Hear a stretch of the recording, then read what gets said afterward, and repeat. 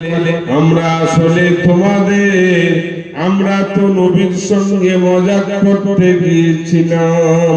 আল্লাহ বলছেন যাদের মধ্যে এই রকম ভাবধারা জ্ঞান বা গুণ আছে এই মানুষগুলো সমাজে ভালো নয়, এরা বড় কালপিট মানুষ, এরা যেখানে যায় সেখানকার মতো ঢোল বাজায়। তাই কোরআন বলছে সাবধান থাকবেন ওগো বিশ্ব নবী, এই রকম মানুষ থেকে আপনি সচেতন থাকবেন, নচেত কিন্তু চরম বিপদ হবে। আল্লাহ দরবারে জিজ্ঞাসা করা হলো, আল্লাহ এই রকম মানুষগুলোকে কি বলা হবে? কোরআন বলছে এদেরকে মুনাফিক বলা হবে, হাদিস বলছে এদেরকে মুনাফিক বলা হবে। আয়াতুল মুনাফিকি সালাসুন ইজা হাদাসা কাযিবা, যখন মানে আপনার মিথ্যা বলে, কথা বলে, মিথ্যা বলে, এটা হলো আপনার মুনাফিকের লক্ষণ। ইজা হাদাসা কাযিবা, যখন কথা বলে মিথ্যা বলে। ওয়াইজা ওয়াদা আখলাফা, যখন ওয়াদা করে ওয়াদা ভঙ্গ করে। ওয়াইজা তুমিনা খানা, যখন আমানত দেয় আমানতের খেয়ানত করে। আল্লাহর কাছে জানতে চাওয়া হলো, আল্লাহ এই রকম মানুষ যদি হয় তার জন্য আপনার দরবারে কি বিধান আছে? আল্লাহ বলেন ইন্নাল মুনাফিকিনা ফিদ দারকিল আসফালি মিনান নার। এই রকম ব্যক্তি যারা হবে, মুখে এক বলবে অন্তরে এক রাখবে, দুগুলে চ্যাং হবে, আল্লাহর দরবারে মুনাফিক বলে গণ্য হবে।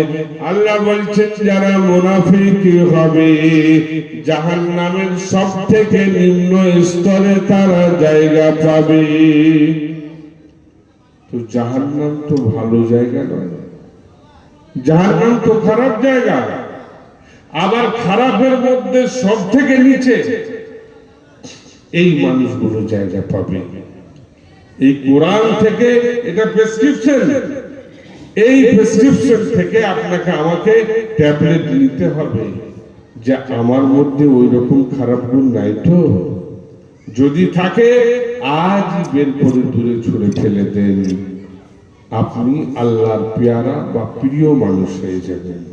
কোরআনে এসেছে وَإِن كُنتُمْ فِي رَيْبٍ مِّمَّا نَزَّلْنَا عَلَى عَبْدِنَا فَأْتُوا بِسُورَةٍ مِّن مِّثْلِهِ وَادْعُوا شُهَدَاءَكُم مِّن دُونِ اللَّهِ إِن كُنتُمْ صَادِقِينَ قُلْ إِن كُنتُمْ تُحِبُّونَ اللَّهَ فاتبعوني يحببكم الله ويغفر لكم ذنوبكم والله غفور رحيم।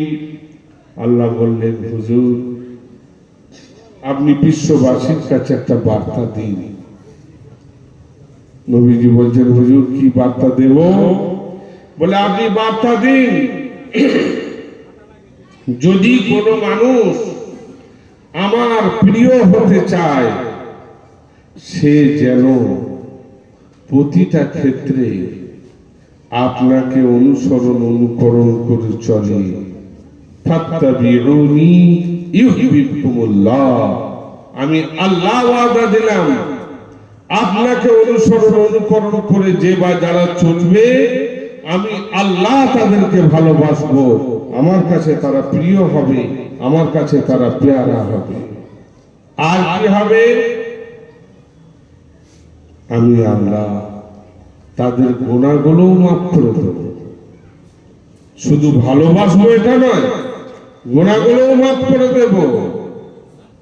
আজকে এত সভা সমিতি, এত বড় বড় মিটিং মিছিল, সেখানে আপনি যান কাতারবন্দি হয়ে ঘোষণা হয় রাস্তাঘাট মেরামত হবে, পানীয় জলের ব্যবস্থা হবে, তোমাদের জব কার্ড হবে, এই হবে ওই হবে, অনেক বার্তা দেওয়া হয়।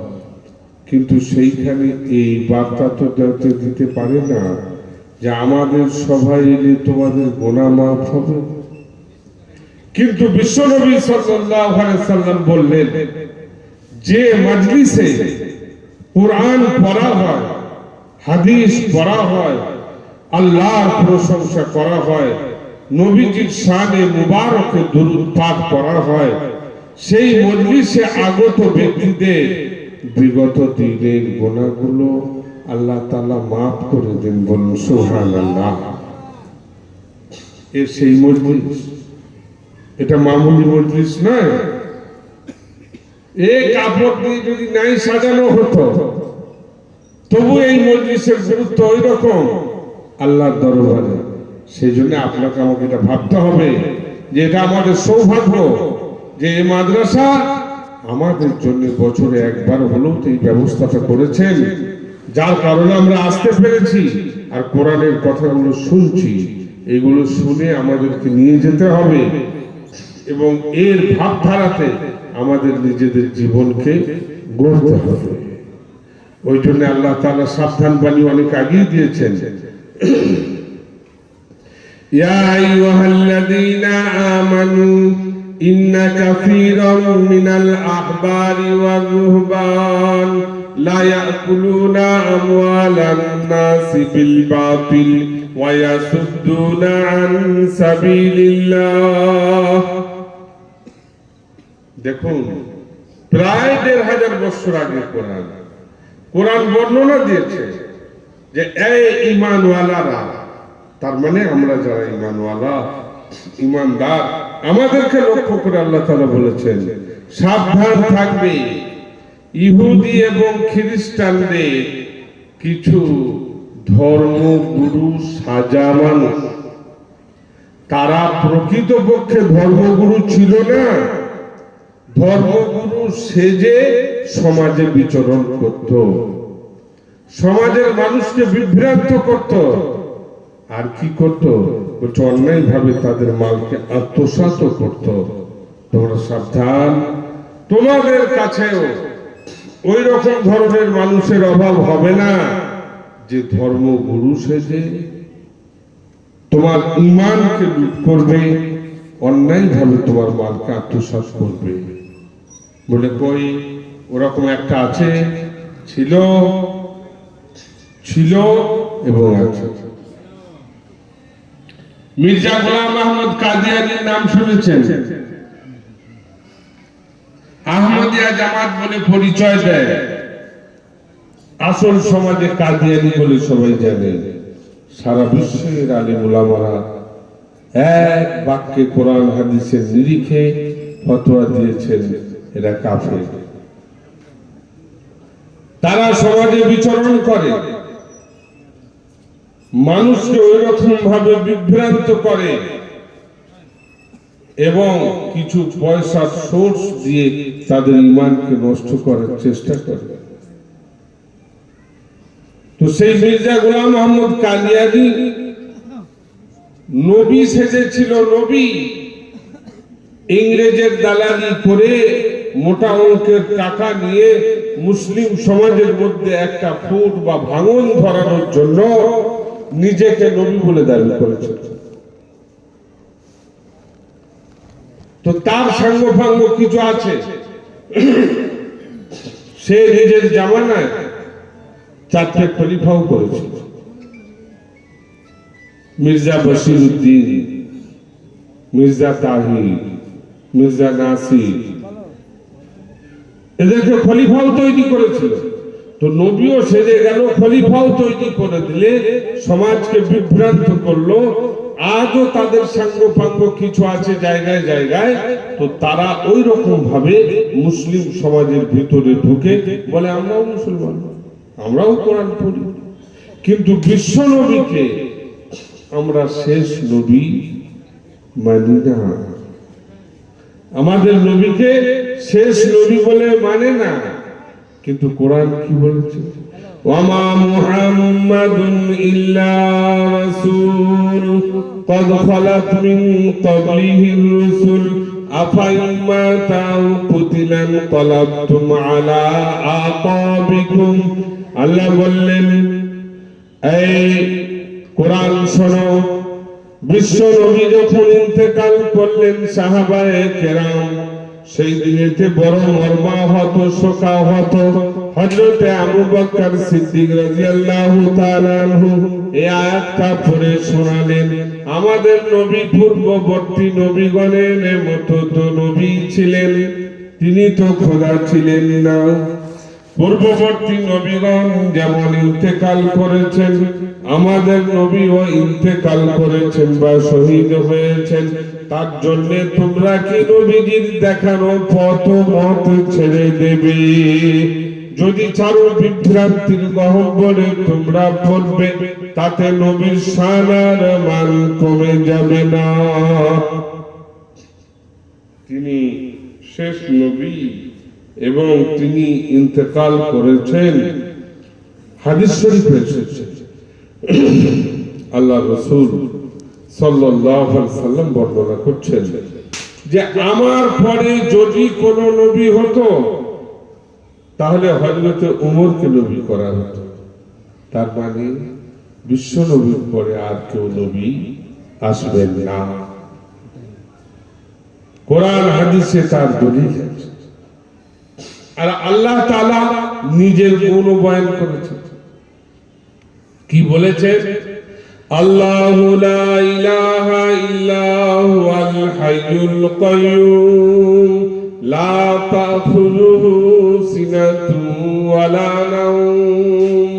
আল্লাহ বলেন, আমি আল্লাহ চিরন্তন, আমার কোনদিন মৃত্যু নাই, মৃত্যু হবে না। আমি আল্লাহ ঘুমাই না এবং আমি তন্দ্রাচ্ছন্ন হই না। এই গুণটা কেবলমাত্র আল্লাহর জন্য আছে। তিনি কোনদিন মৃত্যুবরণ করবেন না। আর বিশ্ব নবীর ইন্তেকাল হয়ে গেছে। কোরআন আপনাকে আমাকে বুঝিয়ে দিয়েছে যে বিশ্ব নবীর ইন্তেকাল হয়েছে।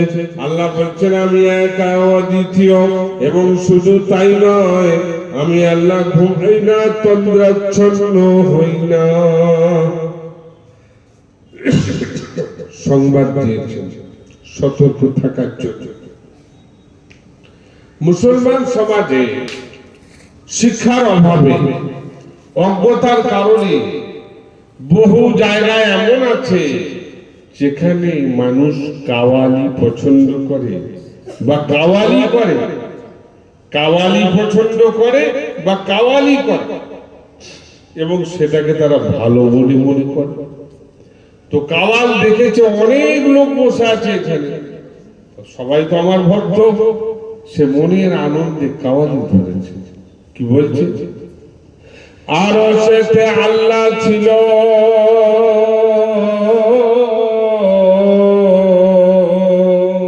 মদিনায় সে মুহাম্মদ হলো, দে নৌকার পাল তুলে দে। এটা বলছে, শ্রোতা শুনছে, ওটা খুব সুন্দর বলছে। পাশে গুবি তবলা হারমোনিয়াম আছে, ওরাও ঝুমঝুম করে আওয়াজ দিচ্ছে। সবাই মোহ হয়ে রয়েছে, কি সুন্দর কাওয়ালি। কিন্তু মতিঝিল মাদ্রাসার মানুষ, তালবে ইলম, সে বলবে এই কাওয়ালির উপরে তোমার শোনা বা বিশ্বাস রাখা তোমার ঈমান হারা হওয়া। আল্লাহ এক অদ্বিতীয়, আল্লাহ চিরন্তন, আল্লাহর কোনোদিন মৃত্যু হবে না। আর আরো সে আল্লাহ ছিল, মদিনায় সে মুহাম্মদ হলো। তার মানে ও বোঝাতে চেয়েছে যে আল্লাহ সেই নবী, যে আল্লাহ সেই মুহাম্মদ। এই বিশ্বাস যদি কেউ রাখে, তাহলে সে ঈমানদার হবে না, সে বেঈমান হবে। কেন? মুহাম্মদ